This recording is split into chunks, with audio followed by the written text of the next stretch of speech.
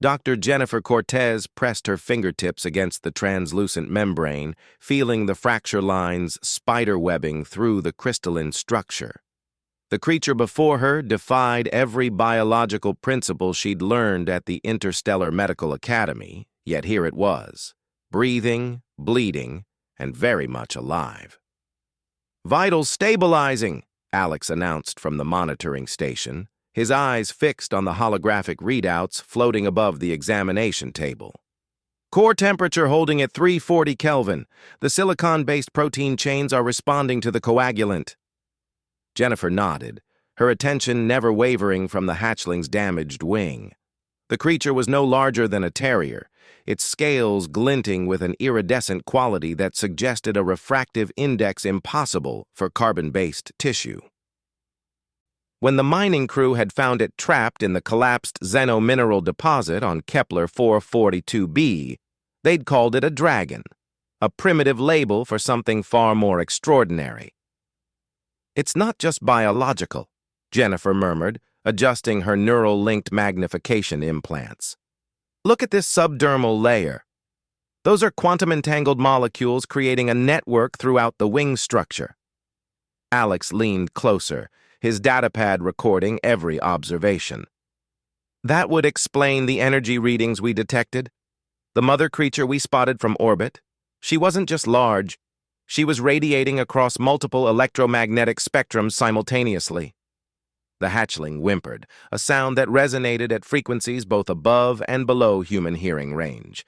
Jennifer felt it in her bones, in the metallic fillings of her teeth. Sympathy overrode scientific curiosity. Whatever this creature was, it was in pain. "We need to realign the quantum coherence in the damaged tissue," she said, reaching for the molecular knitting device. "Alex, initialize the harmonic resonance chamber, frequency 7.83 Hertz, Schumann resonance. If my hypothesis is correct, these creatures evolved in an environment where planetary electromagnetic fields played a crucial role in their development." "That's speculative," Alex cautioned, though his fingers were already dancing across the control interface. "Everything about this situation is speculative," Jennifer replied with a slight smile. "But that's never stopped humanity before." She worked with practiced precision, using tools designed for repairing hull breaches and crystalline computing matrices rather than living tissue. The hatchling's wing wasn't merely broken. The quantum-entangled network had collapsed, disrupting the coherent state that allowed the creature to manipulate localized gravitational fields.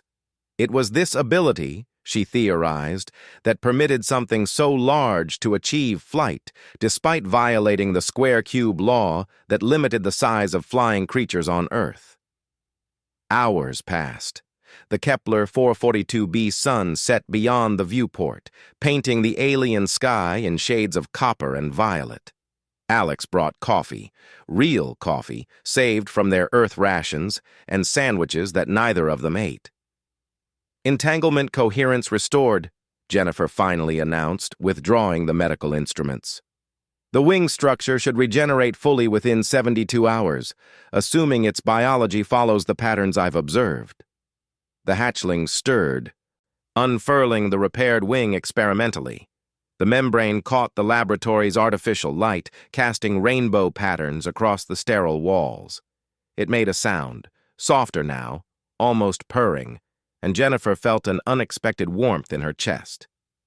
"We should return it to where it was found," Alex suggested. "The mother might still be searching." They transported the hatchling in a containment field, taking the expedition rover across 40 kilometers of crystalline desert. The planet's surface glittered under the starlight, each grain of sand a miniature prism splitting photons into spectral components.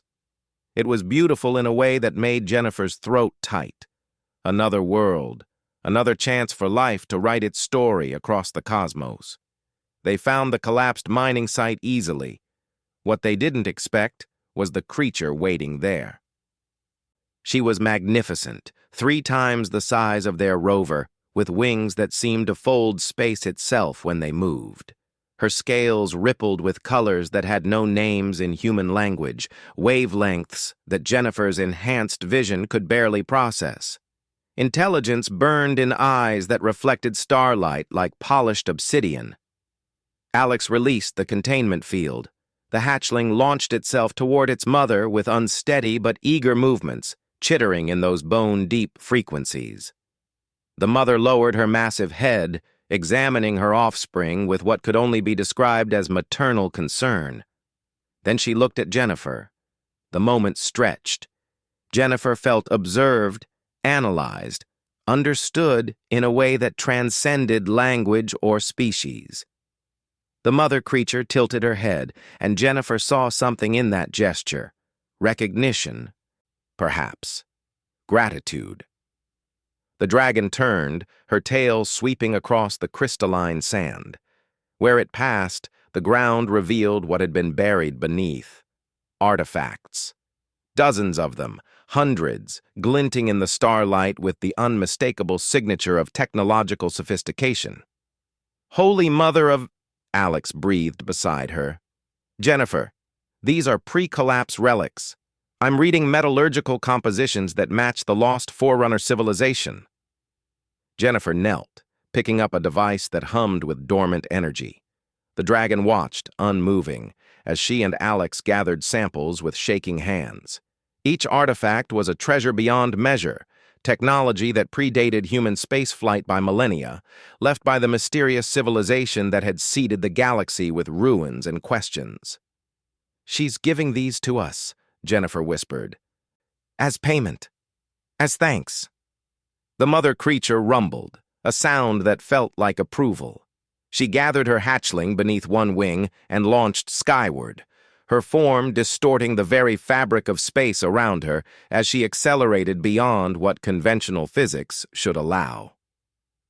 Jennifer and Alex stood in the crystalline desert, surrounded by enough archaeological wealth to rewrite human understanding of galactic history. But what Jennifer would remember, what she would carry with her through decades of subsequent discovery and analysis, was simpler than that. It was the moment when two forms of intelligence, separated by biology, evolution, and perhaps even dimensional origin, had recognized each other across the vast gulf of difference. When compassion had built a bridge where language could not. When humanity had proven once again that its greatest strength wasn't its technology or its ambition, it was its capacity to care.